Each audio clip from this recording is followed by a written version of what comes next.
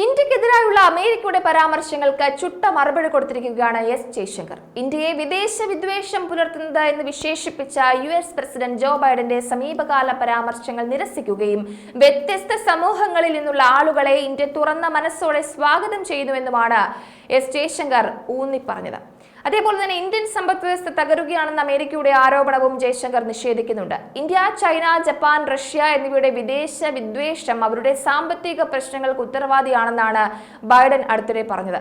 കുടിയേറ്റക്കാരെ സ്വാഗതം ചെയ്യുന്നതിനാലാണ് അമേരിക്കയുടെ സമ്പദ് വ്യവസ്ഥ വളരുന്നത് എന്നും അദ്ദേഹം വാദിച്ചിരുന്നു. രാജ്യങ്ങൾ കുടിയേറ്റത്തെ കൂടുതൽ സ്വീകരിക്കുകയാണെങ്കിൽ ജപ്പാനും റഷ്യയും ചൈനയും സാമ്പത്തികമായി മികച്ച പ്രകടനം കാഴ്ചവെക്കുമെന്നാണ് ബൈഡൻ പറഞ്ഞത്.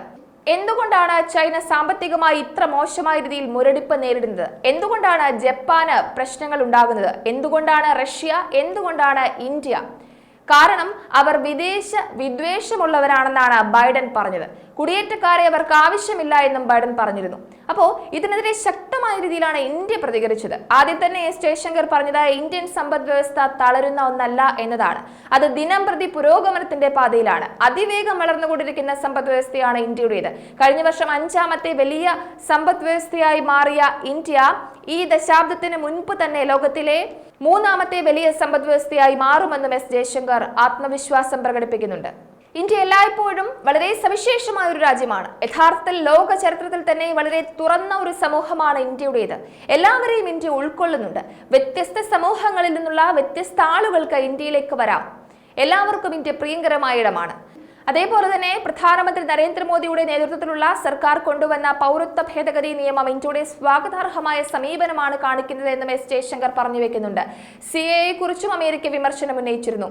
അതേസമയം അമേരിക്കൻ യൂണിവേഴ്സിറ്റി ക്യാമ്പസുകളിൽ നടന്നുകൊണ്ടിരിക്കുന്ന ഇസ്രായേൽ വിരുദ്ധ പ്രതിഷേധത്തെയാണ് ജയശങ്കർ അതിനായി ഊന്നി പറഞ്ഞത്. പാശ്ചാത്യ മാധ്യമങ്ങളിലെ ഒരു വിഭാഗം പക്ഷപാതപരമായ റിപ്പോർട്ടിംഗിലാണ് ശ്രദ്ധ കേന്ദ്രീകരിക്കുന്നത് എന്നും എസ് ജയശങ്കർ പറഞ്ഞു വെക്കുന്നുണ്ട്. ഒരു വിഭാഗം മാധ്യമങ്ങൾ ആഗോള വിവരണത്തെ രൂപപ്പെടുത്താൻ ആഗ്രഹിക്കുന്നുവെന്നും ഇന്ത്യയെ ലക്ഷ്യമിടുന്നതായിട്ടും അദ്ദേഹം പറഞ്ഞു. പാകിസ്ഥാനിൽ ഭീകരരെ ലക്ഷ്യമിട്ടുള്ള കൊലപാതകങ്ങളിൽ ഇന്ത്യയുടെ പങ്കാളിത്തം അവകാശപ്പെടുന്ന റിപ്പോർട്ടുകളെ കുറിച്ചുള്ള ചോദ്യങ്ങൾക്കും എസ് ജയശങ്കർ കൃത്യമായ മറുപടിയാണ് പറഞ്ഞത്. അതേസമയം ബൈഡൻ ഇന്ത്യയെയും ജപ്പാനെയും മറ്റ് രാജ്യങ്ങളെയും വിദേശ വിദ്വേഷം എന്ന് വിശേഷിപ്പിച്ചതിന് ശേഷം വൈറ്റ് ഹൌസ് പ്രസിഡന്റിന്റെ ഉദ്ദേശങ്ങൾ വ്യക്തമാക്കിക്കൊണ്ട് രംഗത്ത് വന്നിരുന്നു. സഖ്യകക്ഷികളോടും പങ്കാളികളോടുമുള്ള ബൈഡന്റെ ബഹുമാനം ഊന്നി പറഞ്ഞുകൊണ്ടായിരുന്നു പ്രസ്താവന. അമേരിക്കയുടെ കുടിയേറ്റ പൈതൃകത്തിൽ നിന്ന് ഉരുത്തിരിഞ്ഞ ശക്തിയെ ഊന്നി പറയുന്ന വിശാലമായ സന്ദേശത്തിന്റെ ഭാഗമാണ് പ്രസിഡന്റിന്റെ അഭിപ്രായം എന്നാണ് White House press secretary Karine Jean Pierre തറപ്പിച്ചു പറഞ്ഞത്. ഇന്ത്യ, ജപ്പാൻ തുടങ്ങിയ രാജ്യങ്ങളുമായുള്ള നയതന്ത്ര ബന്ധം ശക്തിപ്പെടുത്തുന്നതിനാണ് ബൈഡന്റെ ശ്രദ്ധയെന്നും കഴിഞ്ഞ 3 വർഷത്തെ അദ്ദേഹത്തിന്റെ പ്രവർത്തനങ്ങളിൽ നിന്ന് അത് വ്യക്തമാണെന്നും അവർ ഊന്നി പറയുന്നുണ്ട്. വ്യക്തമായിട്ടും അമേരിക്കയ്ക്ക് ജപ്പാനുമായും ഇന്ത്യയുമായും ഒക്കെ ശക്തമായ ബന്ധമാണുള്ളതെന്നാണ് വൈറ്റ് ഹൌസ് അറിയിച്ചത്. എന്തായാലും അമേരിക്കയ്ക്ക് ഇന്ത്യ കനത്ത മറുപടി തന്നെയാണ് നൽകിയത്.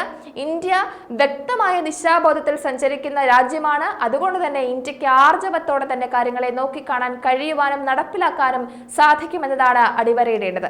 ഇതിനു മുമ്പും അമേരിക്കയുടെ പല പ്രസ്താവനകളോടും ഇന്ത്യ കനത്ത മറുപടിയും തിരിച്ചടിയും നൽകിയിരുന്നു. അതായത് ഇന്ത്യയുടെ ആഭ്യന്തര കാര്യങ്ങളിൽ അമേരിക്ക മറുപടി പറയേണ്ട എന്ന തരത്തിലടക്കം ഇന്ത്യ പറഞ്ഞിരുന്നു.